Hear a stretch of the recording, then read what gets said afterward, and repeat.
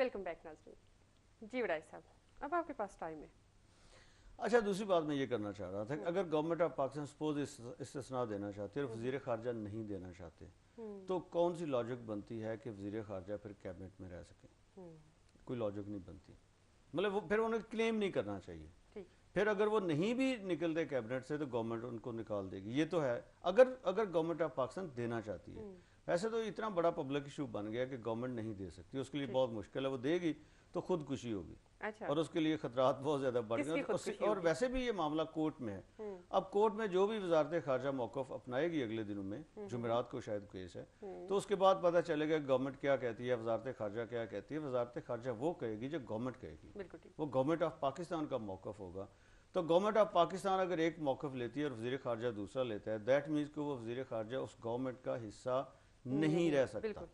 तो ये तो वैसे ही लॉजिकल है। फिर उसके बाद भी क्लेम डालना कि कहे बंदा जी कि मैं जो है ना वो, फिर उनको कहने नहीं चाहिए कि मुझे वजारत दी। और इन केस आप ये सोचें कि अगर हुकूमत ये चाहती थी कि अमेरिका के साथ तल्लुकात जो हैं वो, मतलब हुकूमत जो इस्तिस्ना नहीं देना चाहती सपोज, तो फिर इसका मतलब है अमेरिका के साथ तल्लुकात रखने के लिए जो वज़ीर ख़ारजा या वजारत ख़ारजा उसको कुछ एक्स्ट्रा ऑर्डिनरी एफर्ट्स करनी पड़ेंगी कि डैमेज कंट्रोल हो। बिल्कुल। तो डैमेज भी कंट्रोल इस सेंस में नहीं हो सका कि इट्सेल्फ जो खुद वज़ीर ख़ारजा हैं उनकी जो सेक्रेटरी ऑफ स्टेट हैं उनकी पेरिस में मीटिंग कैंसिल हुई।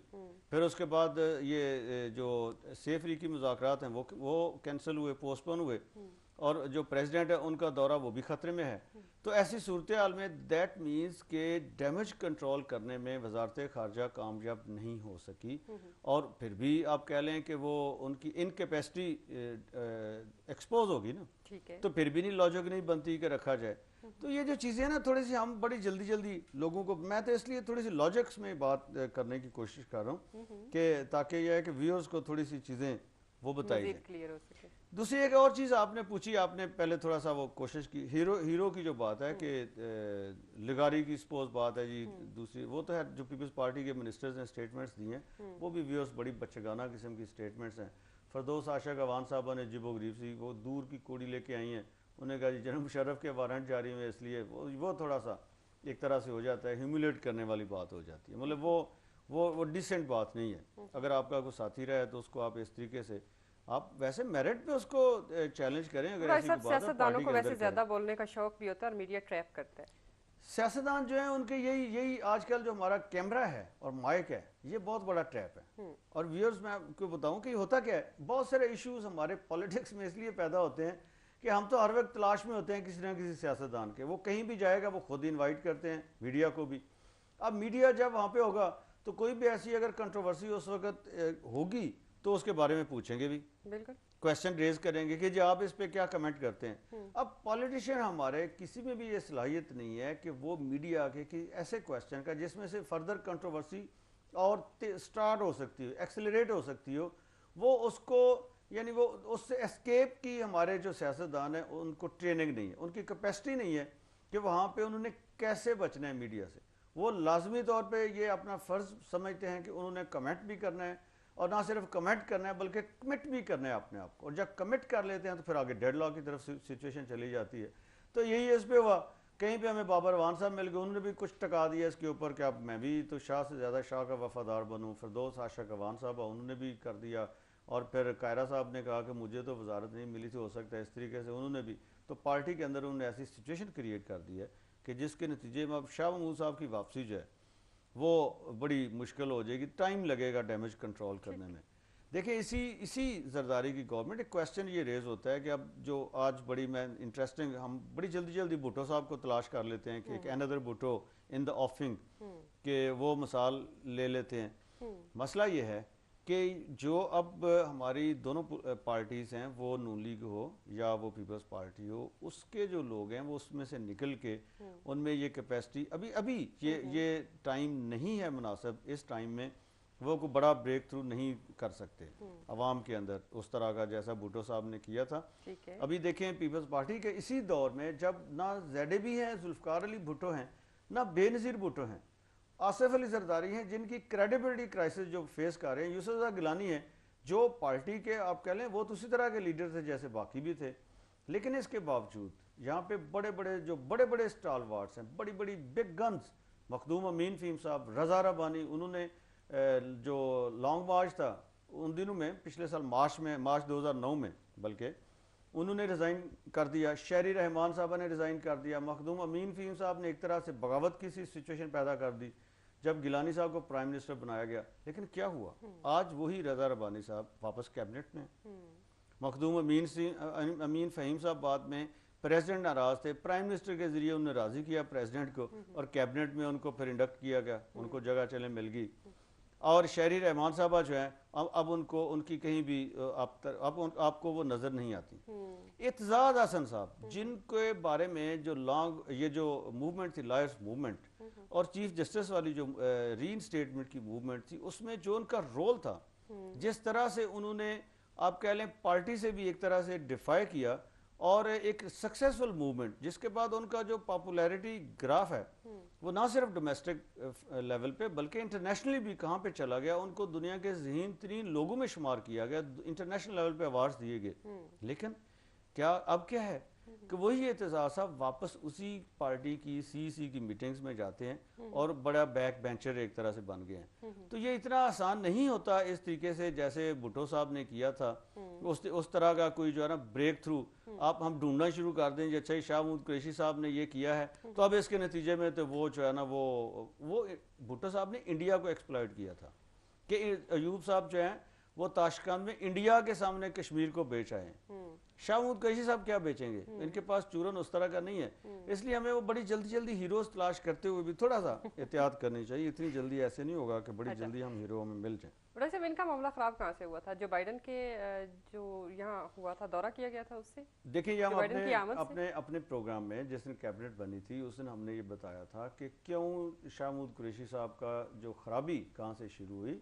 उस वक्त अभी ये इशू भी नहीं था, रेमंड डेविस वाला इशू नहीं था, जो बाइडन उनसे पहले आए थे।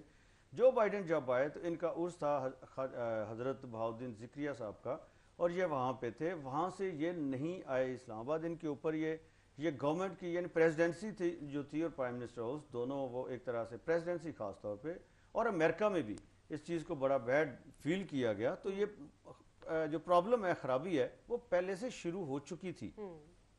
तो उसके बाद आगे फिर ये मामला रेमंड डेविस वाला मामला आ गया, जिस पे हमारी गवर्नमेंट कोई वाज़े मौक़िफ़ नहीं ले सकी। वो नाकामी किसकी है? वो वजारत खारजा की नाकामी है। अब बाहर निकल के वो कहें कि मैंने तो अंदर ये बात की थी, उन्होंने खुल के क्या बात की? क्या उन्होंने कौम को, गवर्नमेंट को बताया? कोई उन्होंने इन ब्लैक एंड व्हाइट को ऐसी चीज डिक्लेयर की, या खुद मीडिया पे आके उन्होंने कोई ऐसी बात की? नहीं की।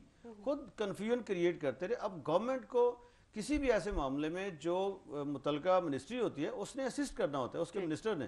तो इस इशू के ऊपर कंफ्यूजन जो क्रिएट हुई है, जिसके नतीजे में देखें हमारे एक तरह से मुल्क के हालात भी खराब हो रहे हैं और इंटरनेशनल भी हम बड़े डैमेज हो रहे हैं। हमने पहले दिन से अभी तक भी स्टेटस क्लियर नहीं है। अभी तक भी पता नहीं है कि जब कोर्ट में वजारत खारजा जो एक सर्टिफिकेट देगी वो क्या देगी, क्या वो डिप्लोमेटिक स्टेटस का देगी या नहीं देगी।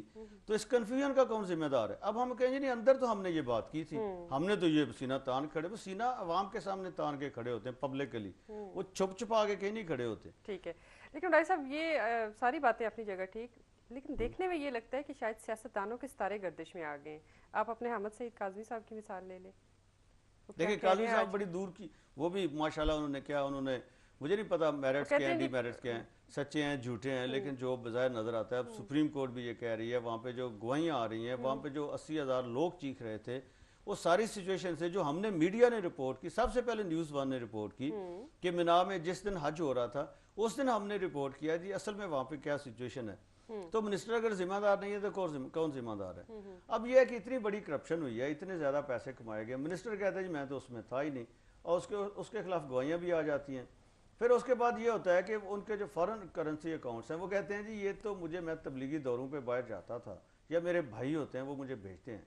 देखिए सदफ, एक यहाँ पे मैं अपने नाजरीन को आप कह लें कि एक तरह से मैं ब्रेकिंग न्यूज़ देना चाहता हूँ जो हम आम लोगों को नहीं पता कि होता क्या है। अच्छा। होता यह है कि मुझे पर्सनली इस चीज़ का पता है, ये मेरे नॉलेज में चीज़ है कि हमारे सियासतदान, मैं यहाँ पे ऐसे एजेंट्स कोट कर सकता हूँ कि ऐसे हमारे जो पॉलिटिशियंस हैं वो यहाँ से पैसा कमाते हैं, और ये आज की बात नहीं, ये पुरानी प्रैक्टिस है, ये तरीक़ेकार है।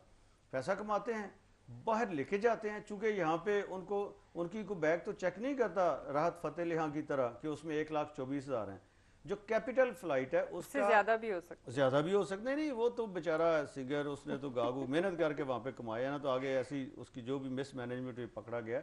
ये बड़े प्लान तरीके से हमारे सियासतदान और हमारे ब्यूरोक्रेट वो लेके जाते हैं वहां पे पैसे, और वहां पे पाकिस्तानी एजेंट के तौर पे काम करते हैं, बड़ी बड़ी ऑर्गेनाइजेशंस बनाई हैं। और ये जो होता है ना, बाहर जो हर पार्टी लाजमी तौर पे अपनी एक विंग बनाती है, इंग्लैंड में भी फलां मुस्लिम लीग, फलां पीपल्स पार्टी, तो वो बाहर से डोनेशंस की शक्ल में, गिफ्ट्स की शक्ल में यहाँ पे पैसे भेजते हैं। ये एक तरीकेकार है जो काजमी साहब कह रहे हैं, मुझे तो बाहर से डोनेशंस आती है मेरे अकाउंट में, तो यही तो तरीकेकार है जिसके जो जरिया है यहाँ पे ब्लैक मनी को वाइट मनी करने का, कि वो वहां पे 1 से 4% तक कमीशन ली जाती है। आपको पता है कि हर बंदे की बाहर से पैसा भेजने की सर्टेन लिमिट है, जिसमें राहत साहब भी पकड़े गए कि $10,000 अमेरिका से लेके इंडिया से लेके आ सकते थे।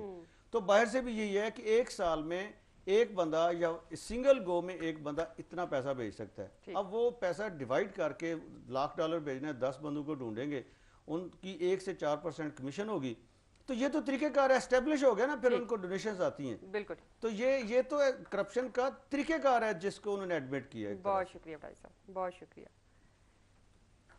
जी नाज़रीन, हमारे आज के प्रोग्राम का वक्त यहाँ पर ख़त्म हो रहा है। सदफ मलिक और अमजद उड़ाइज को इजाज़त दीजिए। अल्लाह हाफ़िज़।